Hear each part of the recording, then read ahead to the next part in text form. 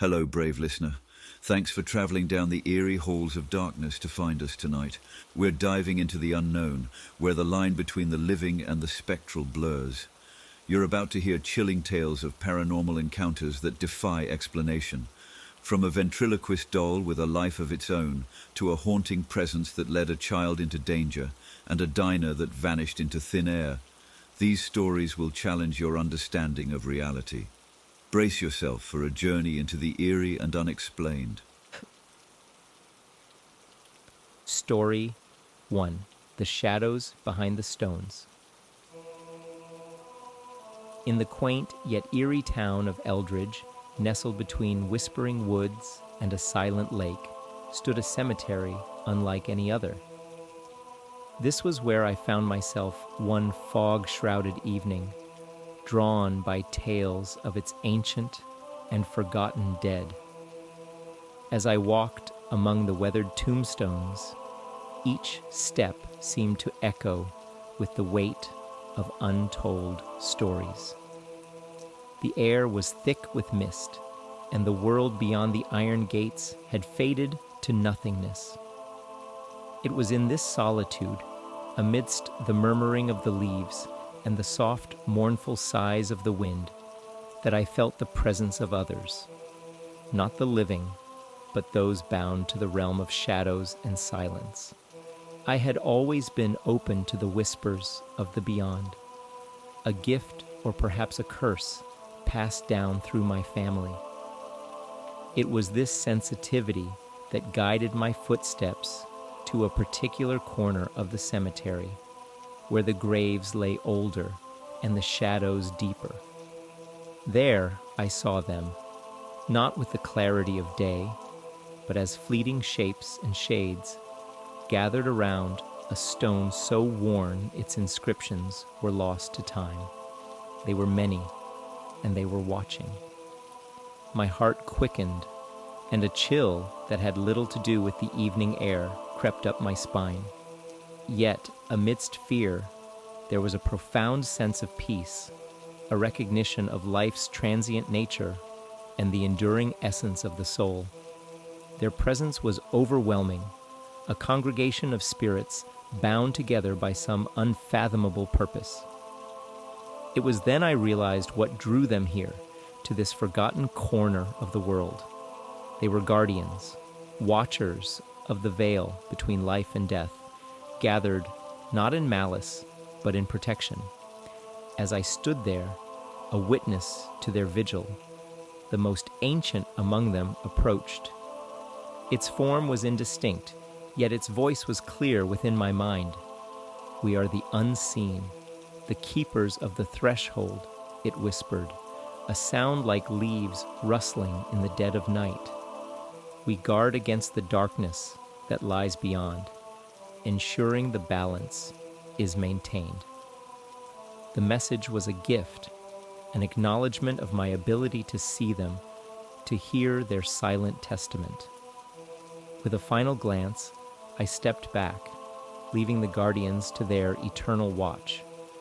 The journey back was a blur. The world around me felt altered, touched by the ethereal. As I crossed the threshold back into the realm of the living, I carried with me a deeper understanding of the mysteries that lay just beyond our sight, guarded by the shadows behind the stones. Story 2. The Phantom Diner on Route 31.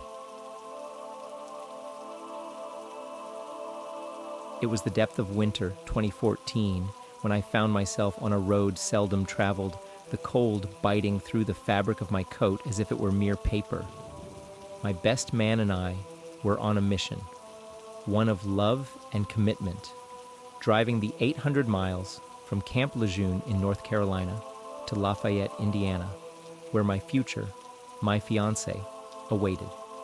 The journey had been uneventful until the merciless January night enveloped us, the temperature plummeting into the negative double digits, the kind of cold that makes your bones ache and your breath turn to ice before it even has a chance to fade into the night. We were nearing Indianapolis, the city lights a beacon in the distance, promising warmth and safety. Yet, fate, it seemed, had a different plan. Our car, faithful until now, began to sputter, the needle on the fuel gauge perilously close to empty. With wallets as barren as the landscape around us, panic started to set in. Drawing on my upbringing around the robust heart of America's trucking industry, I steered us toward a truck stop, hidden away from the main interstate, which had been cruelly closed off by the weather's unforgiving hand. We found ourselves pulling into a lot that housed a singular truck, its features obscured in the shadows, devoid of any identifying marks. Stepping inside the diner, we were greeted by a sight that seemed out of place in the desolate surroundings. A clean, warm, inviting space, manned by a waitress, a cook, and inhabited by one lone truck driver. I approached, explained our dire situation, and to my relief, this stranger extended a hand of generosity, offering us $20 for gas after sharing a cup of coffee and stories of the road. With heartfelt thanks, we left, promising to return with repayment. True to my word, after securing funds in Indianapolis, we set back to honor our debt. Yet, upon our arrival, the diner stood before us, not as the beacon of hospitality it had been, but as a relic of the past, windows boarded, abandoned for decades. Confusion led to disbelief as we recounted our tale to a local officer who met our astonishment with a knowing chuckle. "Oh, you met the ghost of 3, he said, a statement that sent shivers down my spine. Had we truly been guests in a phantom diner, served by spirits of a bygone era?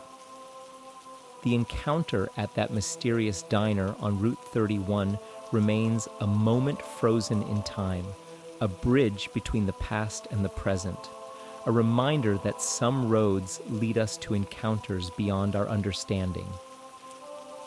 Story 3: The Inextinguishable Smile.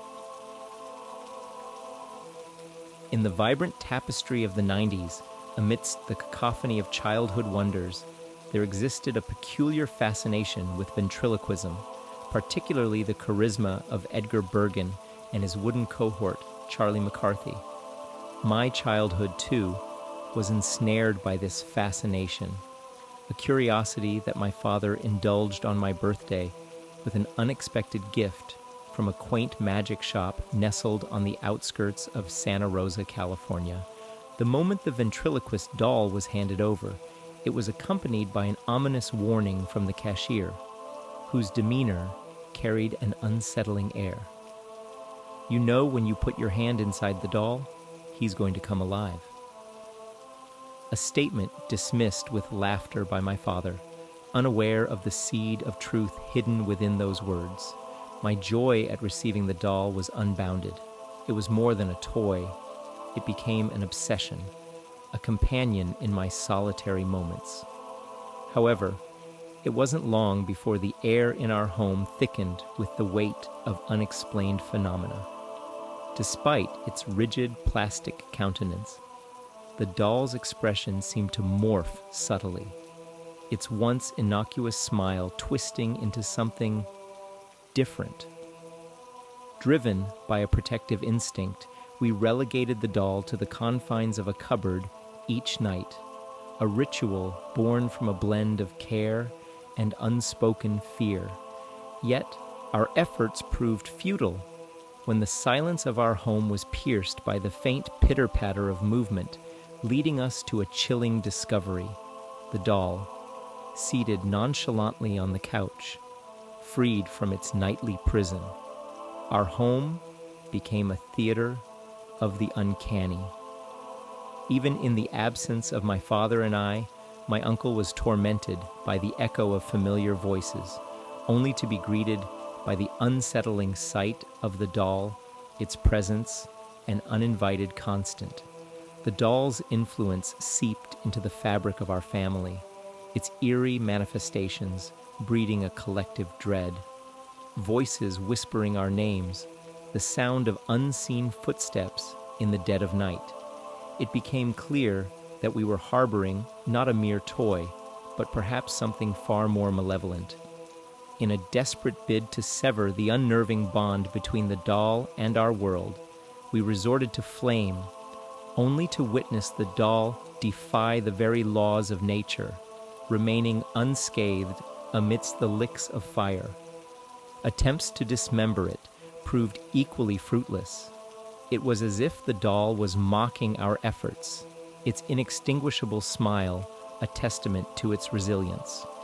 Ultimately, we disposed of the doll in a manner befitting of something not of this realm, buried beneath a layer of cement in our backyard, a grave to contain its inexplicable presence. Years have passed, and the shadow of the doll still lingers in the recesses of our memories, a haunting reminder of the unexplainable. Though we have moved on, the specter of its return haunts our thoughts, a chilling possibility that perhaps in some way it will find us again. Story 4: Echoes from the Ceiling.